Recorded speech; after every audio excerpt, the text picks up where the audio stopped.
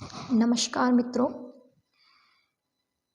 आपने साल में 2 नवरात्रि के बारे में सुना होगा, चैत नवरात्रि और ग्वार में आने वाले नवरात्रि। हम इन्हीं को ही रखते हैं सभी ज़्यादातर। लेकिन 2 ऐसे नवरात्रि होते हैं जिनके बारे में ज़्यादातर सभी लोग नहीं जानते। इसका कारण क्या है? इसका कारण ये है कि इन नवरात्रों को या तो तंत्र मंत्र करने वाले या सिद्धि प्राप्त करने वाले लोग करते हैं। इनको गुप्त रूप से किया जाता था, इसलिए इनके बारे में लोगों को ज़्यादा नहीं पता होता। लेकिन ऐसा नहीं है।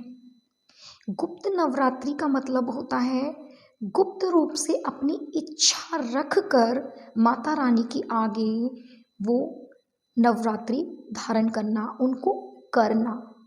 ये नवरात्रि सिर्फ तंत्र मंत्र सिद्धि प्राप्त करने वाले ही लोग नहीं करते। इसको हम जैसे आध्यात्मिक लोग भी कर सकते हैं, जो स्पिरिचुअल पाथ पर चलते हैं, जिनके मन में कोई ऐसी इच्छा है जो पूरी नहीं हो रही। फिर चाहे आपका किसी नेगेटिविटी से लेना हो, किसी ने आपके ऊपर तंत्र मंत्र करा रखा हो, या फिर आपकी कोई लीगल इश्यूज चल रहे हो, या फाइनेंशियल प्रॉब्लम चल रही हो, किसी चीज़ को भी लेकर अपनी इच्छा को माता रानी के आगे रख कर गुप्त रूप से आप इन नवरात्रों को भी रख सकते हैं। इस नवरात्रि की खास बात क्या होती है जो हम इसी में ही अपनी इच्छा को ज़रूर रखें। इस समय पूरे ब्रह्मांड में एक अलग एनर्जी होती है, हमारी यूनिवर्स की एनर्जी। यदि हम इस समय मंत्र जाप और मेडिटेशन करते हैं तो हम सीधे यूनिवर्स से कनेक्ट होते हैं, सीधे अपने ईष्ट से, जिनको आप मानते हो, चाहे वो हनुमान जी हो, कृष्ण जी हो या माता रानी हो। इसलिए अगर आप इन दिनों में मंत्र जाप मेडिटेशन कुछ चीज़ों को फॉलो करते हो तो आपकी इच्छा पूरे होने के 100% चांसेस होते हैं। आपको बहुत अच्छे रिजल्ट देखने को मिलते हैं ऑल अदर डेज की अपेक्षा। माता रानी धरती पर ज़्यादा समय गमन करती हैं, इसलिए इनके साल में 4 बार नवरात्रे आते हैं। इन नवरात्रों को करने के कुछ नियम, कुछ तरीके होते हैं।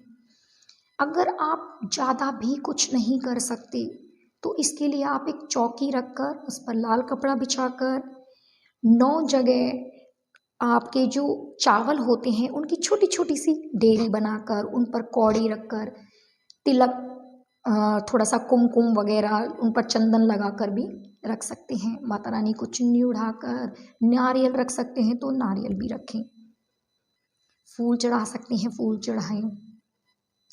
जैसा आपका बजट है, जैसी आपकी श्रद्धा है, जितना आप पर है आप वैसा भोग लगाएं। यदि आप चीनी के दाने भी भोग लगाएंगे वो भी माँ को प्रसन्न करेंगे, क्योंकि वो श्रद्धा और भाव की भूखी होती हैं। ऐसा नहीं है कि आप बर्फी ही चढ़ाएं। स्पेशली अगर आप इन नवरात्रों को करते हैं तो इसके बारे में आपके परिवार वाले जान सकते हैं, या आपके कोई जो गुरु हैं आप उनको बता सकते हैं। और आप किसी को ना बताएं कि मैं गुप्त नवरात्रि रख रहा हूँ, और रख भी रहे हैं तो अगर कोई पूछे भी तो आप हाँ कर सकते हो। इससे ज़्यादा आप कोई वार्तालाप उनसे इसके बारे में नहीं करोगे। आप गुप्त नवरात्रि के बारे में उससे पहले कोई भी चर्चा कीजिए किसी से, लेकिन नवरात्रों के दौरान नहीं करनी है। दूसरा मोस्ट इम्पोर्टेंट, आपको ब्रह्मचर्य का पालन करना है, नॉट ओनली फिजिकली मेंटली भी।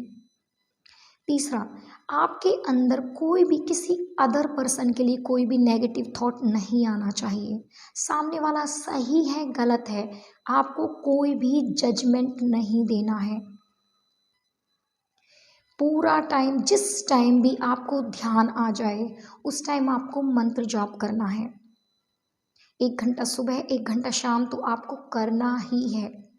यदि आपको सिद्धि प्राप्त करना चाहते हो, बहुत ज़्यादा इच्छा करना चाहते हो, कोई भी आपकी ऐसी इच्छा है तो ज़रूर अपने आप को इस चीज़ के लिए टाइम दें।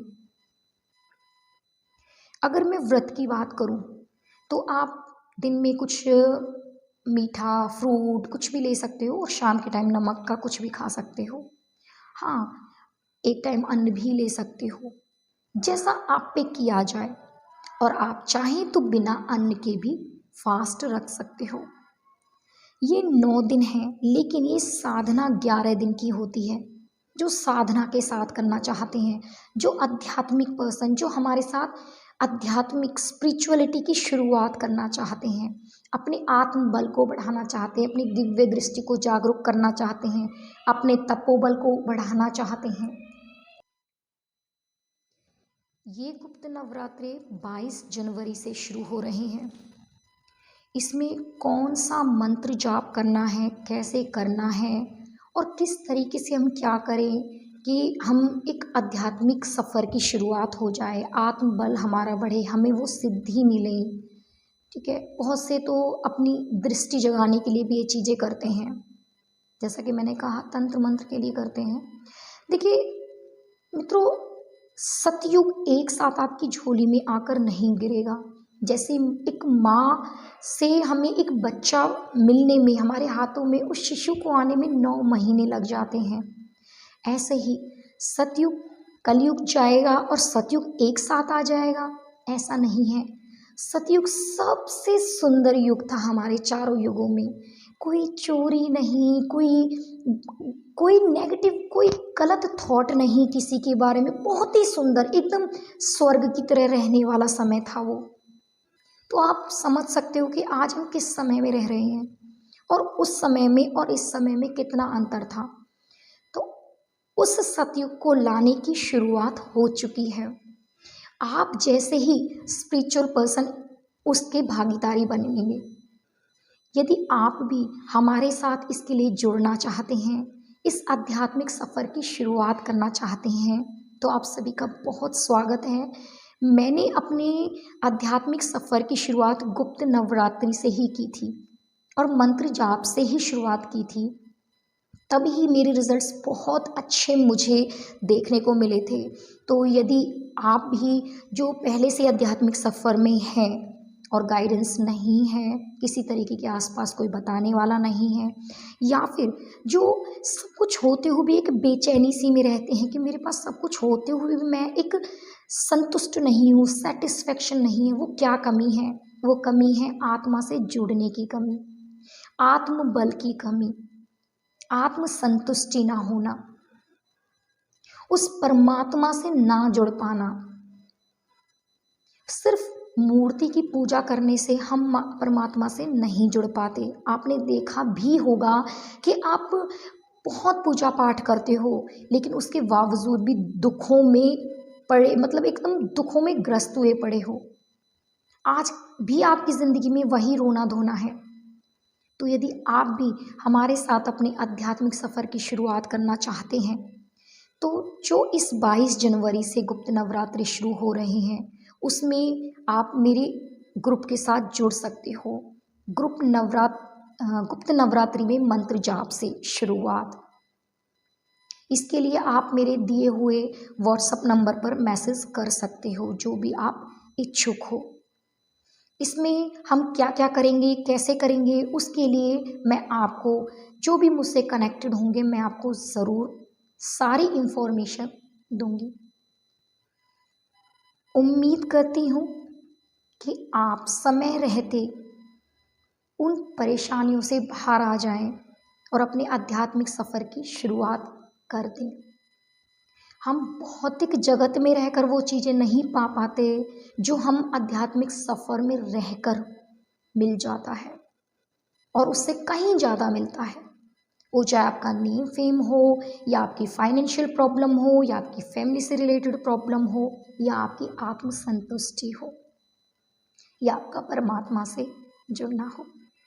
उम्मीद करती हूँ कि इसी तरीके से आप अपने आध्यात्मिक सफ़र में आगे बढ़ते रहें और समय रहते मैं आपको इसी तरीके से गाइडेंस देती रहूँ। आज के लिए बस इतना ही। धन्यवाद।